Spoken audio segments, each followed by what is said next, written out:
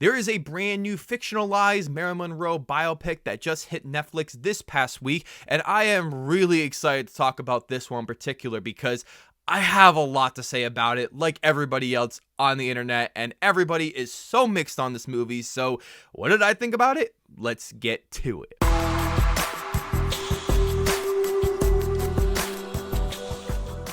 Welcome back, film fans. It is Brad from Let's Be Real Brad, and today in the channel, I want to talk to you guys about the brand new Netflix original psychological drama film called Blonde. Blonde is written and directed by Andrew Dominik, as it stars Ana de Armas in the lead role. This film's about a fictional chronicle of the inner life of Marilyn Monroe. So going into this film, I was ecstatic to check this movie out, as this was my #1 most anticipated film of the month of September, as I have been hearing so many talks about this movie and the fact that it got NC-17 rating and Ana de Armas as Marilyn Monroe just looked fantastic. So this past week I didn't get the chance to check it out because I had so many screenings and reviews to catch up on, but this movie was garnering such mixed reception and I really wanted to watch this movie and see what I thought of it for myself. So I checked it out the other night, and I gotta say that I am straight down the middle on this film. Unfortunately, there's so many aspects about this movie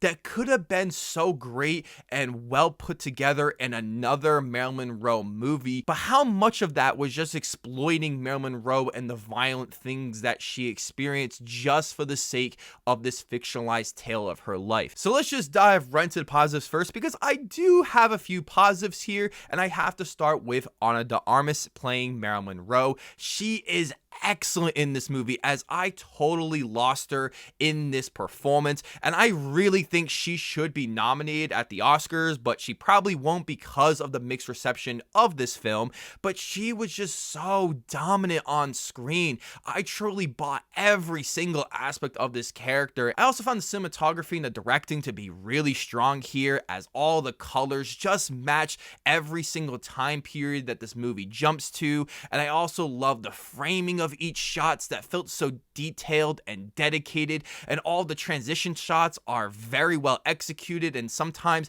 they transition from one scene right into a next scene so fluently that I had no idea how they were able to do this. I also found the production design and costume design to be really effective here, as I truly thought that these characters were in the time period that they were. This movie was able to create that magical immersion of being in this world due to the costumes just being so accurate to the time, and having the production design be so great and grand, and having great visual effects. And the last positive I have with this movie has got to be the presentation of the film with the surrealist horror style that I thought was very effective and made this movie very uncomfortable. At times I found the surrealist horror to be a little too much with certain scenes in the movie, but I think as a whole it was a very strong and bold choice that I don't think a lot of people are going to enjoy. Now, let's dive into the many negatives I have with this movie, and the first one has got to be how pretentious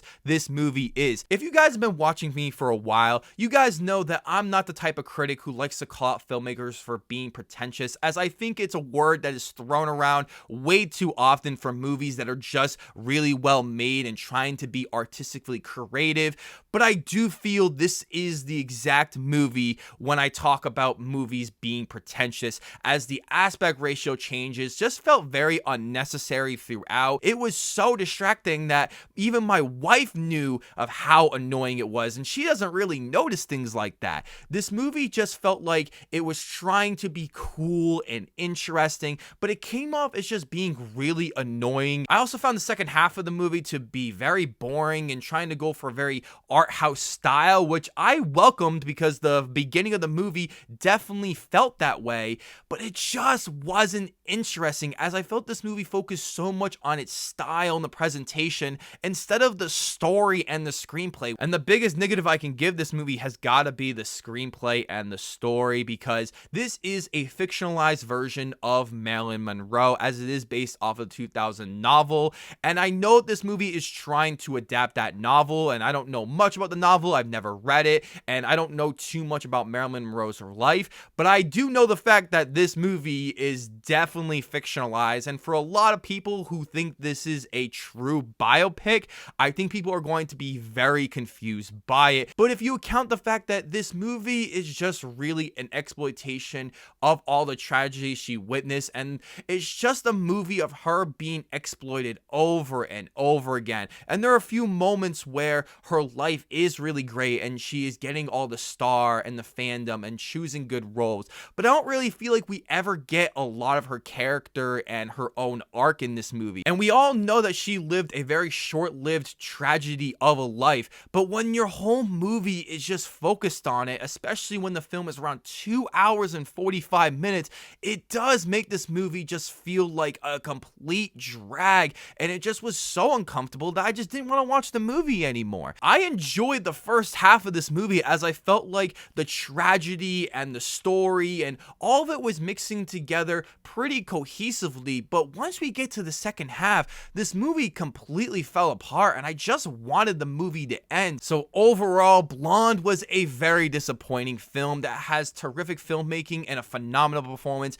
by Ana de Armas, but with the story and the screenplay and the pretentiousness just filling this movie and exploiting Marilyn Monroe, I cannot recommend this movie unless you're really interested in checking it out because of Ana de Armas.